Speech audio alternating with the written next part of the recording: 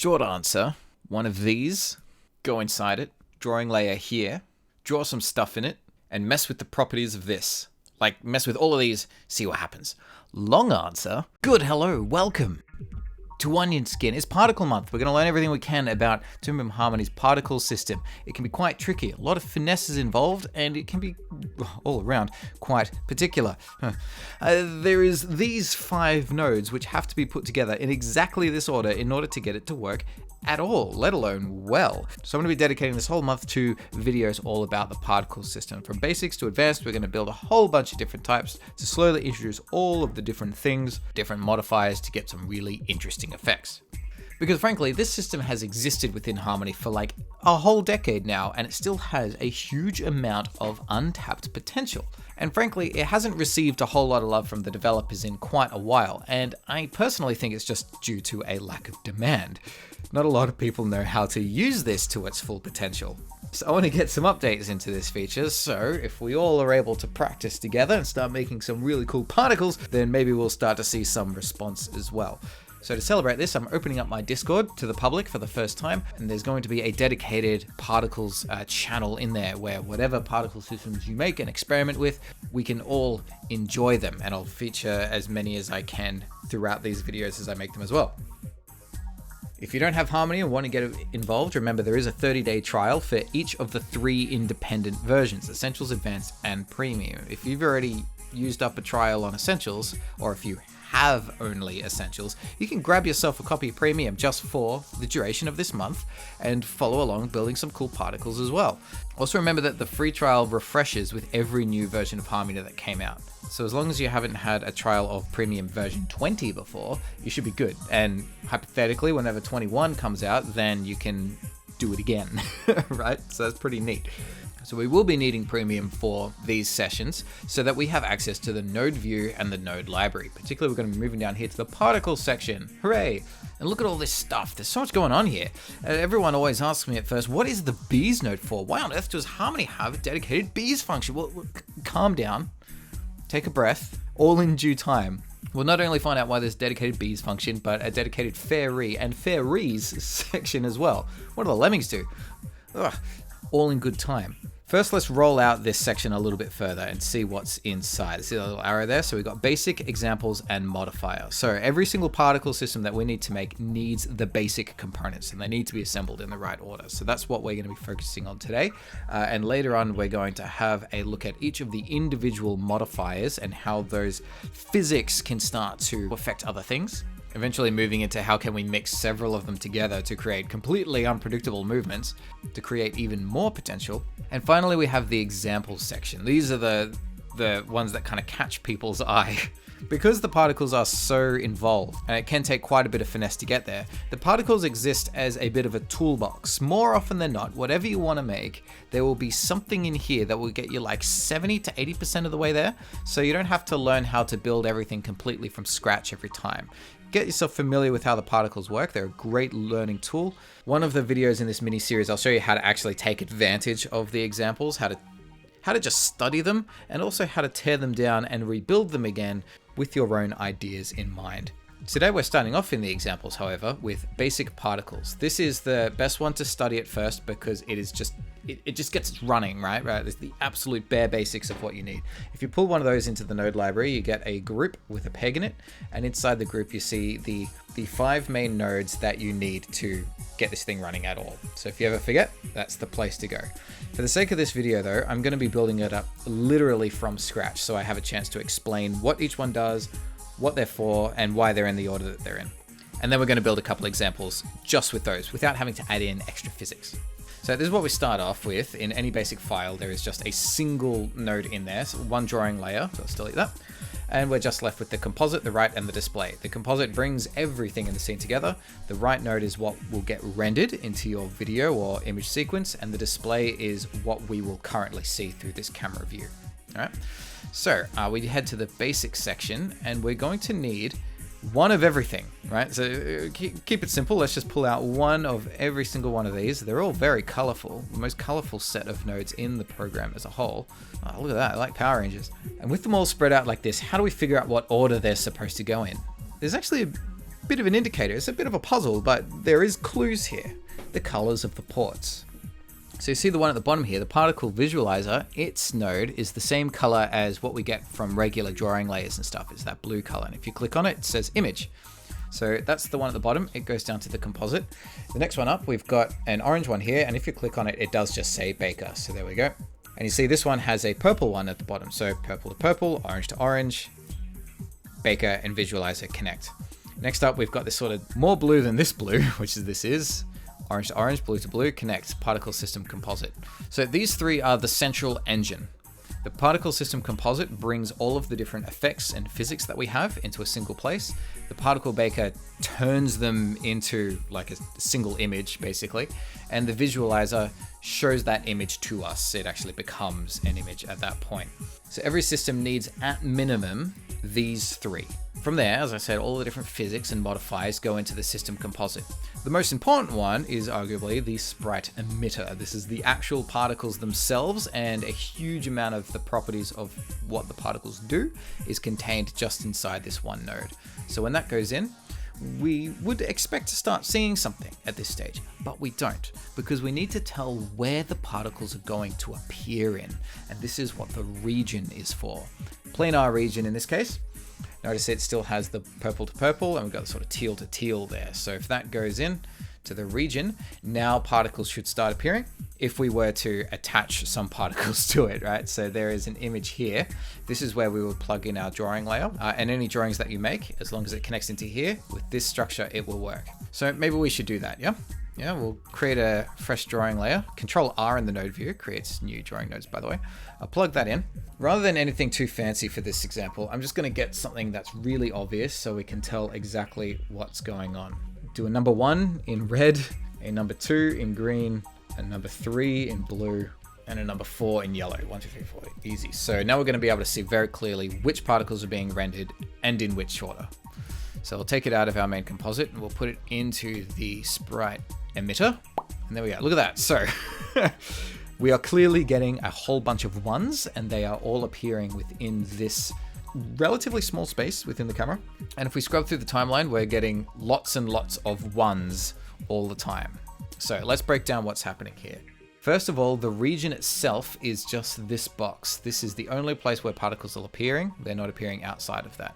So this is the region here. We need to be able to see what the region is. We do that by going to the camera view, and there's this little orange button here, show controls. This is a really useful button. It's used all over the program. If you don't see it, you go to right-click camera view to bring that up. You have to be in the camera view to be able to see it. Or Shift F11 is the shortcut that presses this button. So select that and Shift F11. And any node that has the capability of showing us controls will be shown in this moment. So now we can see, indeed, particles are appearing inside that box. We have two different ways of resizing it. They both use the transform tool. First is grabbing this little handle here. We can expand that out. You see the particles will sort of spread themselves out. And secondly, the planar region is capable of taking a peg input as well. So Control P creates a peg, plug that in. And then we can use the advanced animation tools up here to move that around in any way we want. So rotation will work, scale will work.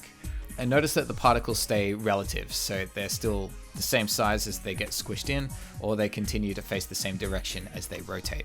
So this doesn't control the particles themselves, just where they appear. For basically the rest of this lesson, we're going to be spending all of our time inside the layer properties of the Sprite Emitter itself. You get to layer properties by pressing the little yellow box. It comes up in a window, or you can have the window itself. So Windows, layer properties, and I've tabbed mine down here like this. So now whatever node I click on, the layer properties will show what it has to offer. All right, I'll press this gray button here now to turn my region off. I'm happy with where that is. Let's just explore how we get different particles to appear in different sorts of behaviors. First of all, let's look at the emission category. We've got number of particles 100, probability of generation 100. So this means a 100% chance of there being 100 new particles generated every single frame. So we've got 100 particles on frame right now, 200, 300, 400, etc. Golly, that red on gray is pretty difficult to look at, isn't it? Put that in. Oh, by the way, you probably noticed that I said you need all of these nodes to get it to work, and yet these two were left out. They're both composites, as you can see there. So these are about bringing multiple bakers together. This is about bringing multiple regions together. We'll explore those when we get to them. So let's get this generation a little bit ridiculous, right? So maybe only like 10 particles generated per frame with a, say, 50% probability. Means every individual particle out of the 10 has a 50-50 split on whether or not it will appear. That's because of this checkbox here.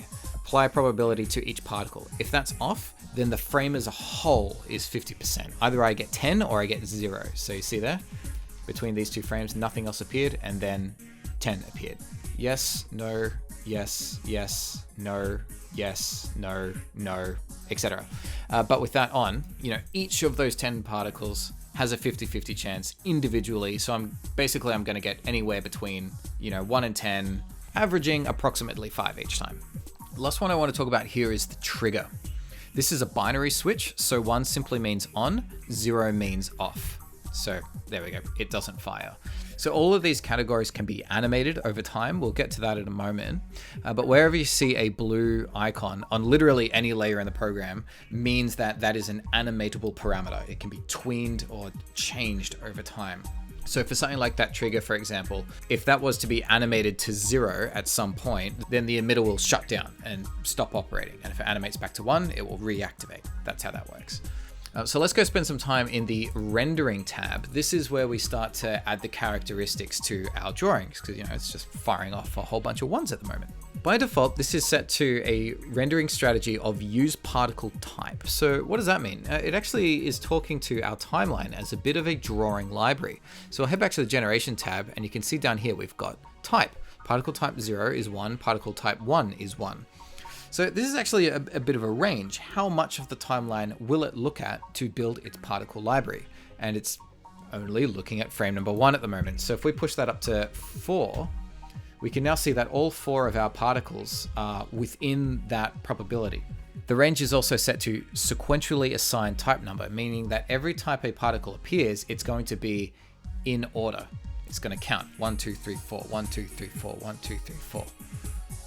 If that was changed to random, then it's just going to pick one of our 4 particles at random.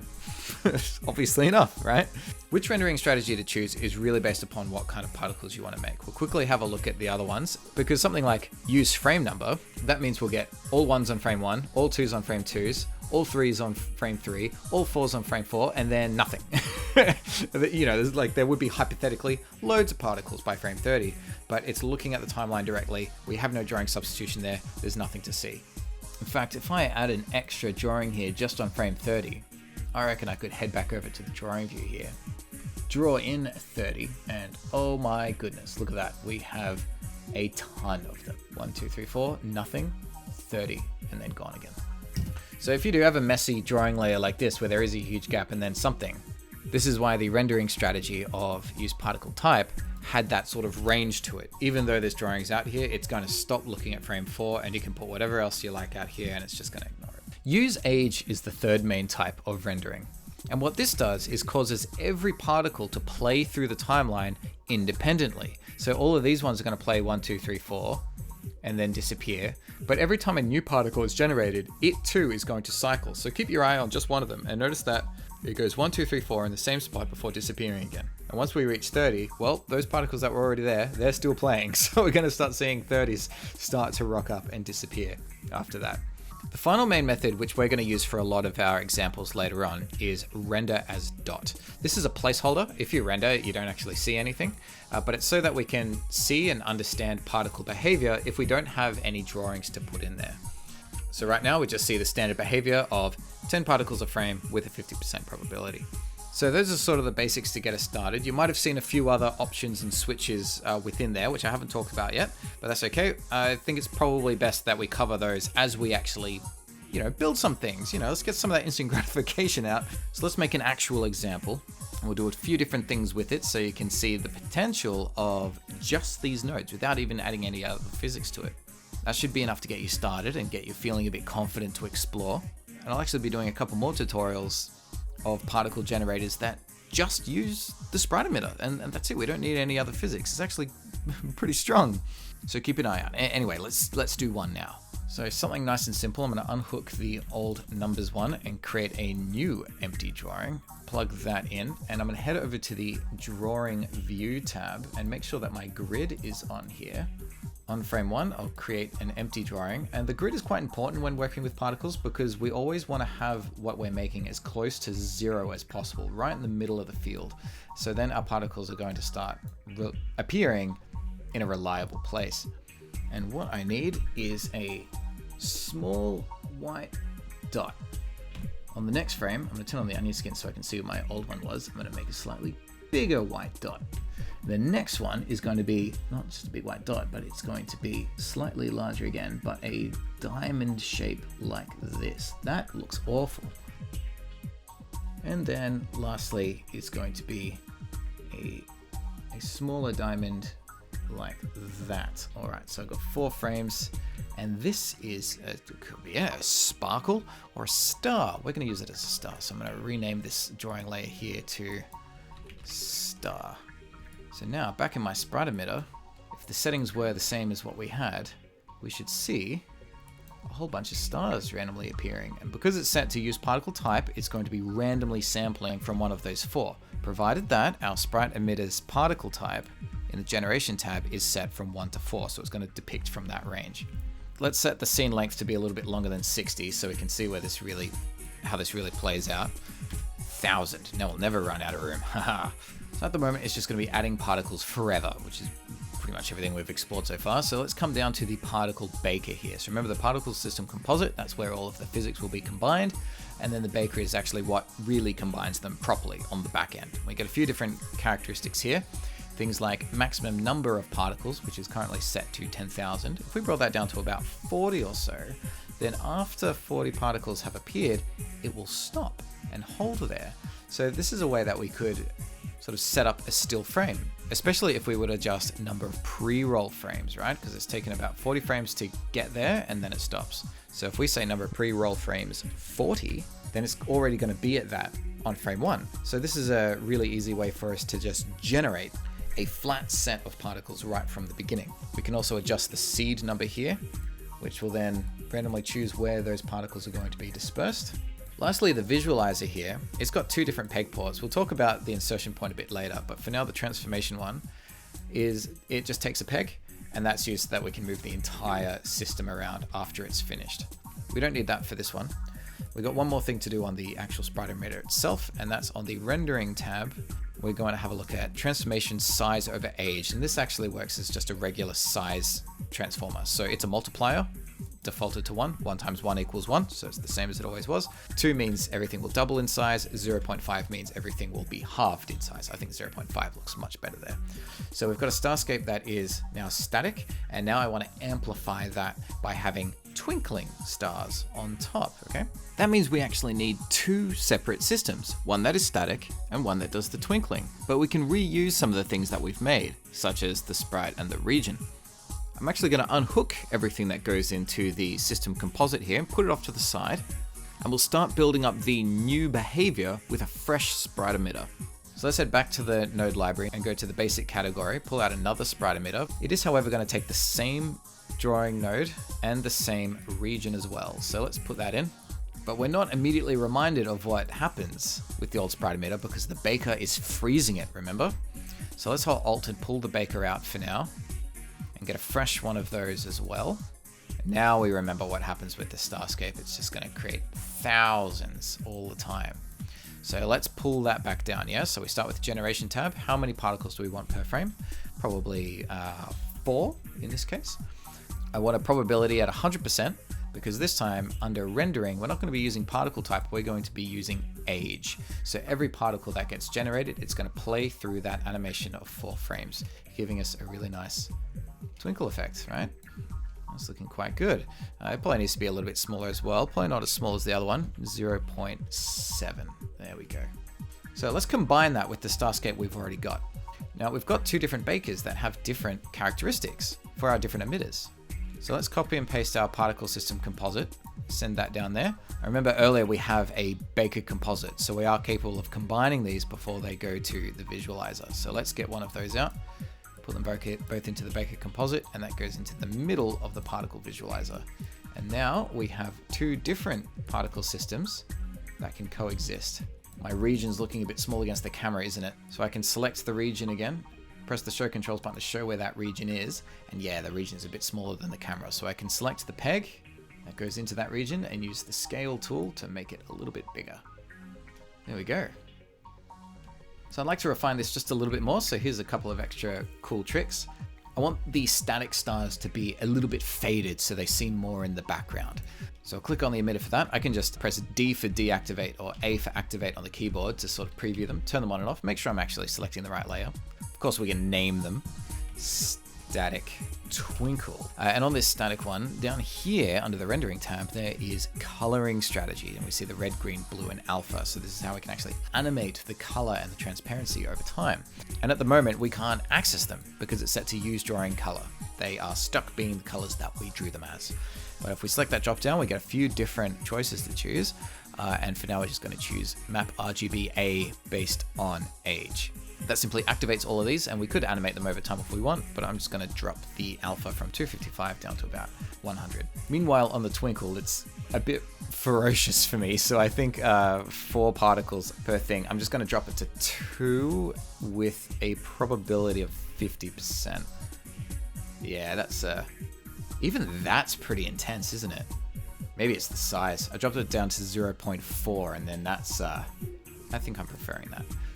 Last thing to do though, let's give it a little effect. I'm going to turn on render mode here with the blue flower, and in my node library underneath the filter section at the bottom there is a glow. I'm going to pull out a second thread from the particle visualizer and pop that down to the composite, and the glow is going to use source color with a radius of 8 and intensity of 2. That's quite good, isn't it? So we'll leave it there for now. Remember, the Discord is now publicly available, so please share anything that you make there. I'd love to see your experiments. I'll be sure to showcase whatever I see as Particle Month goes on. And of course, the working files for all the ones I make will be available to Patrons as well. Okay, bye!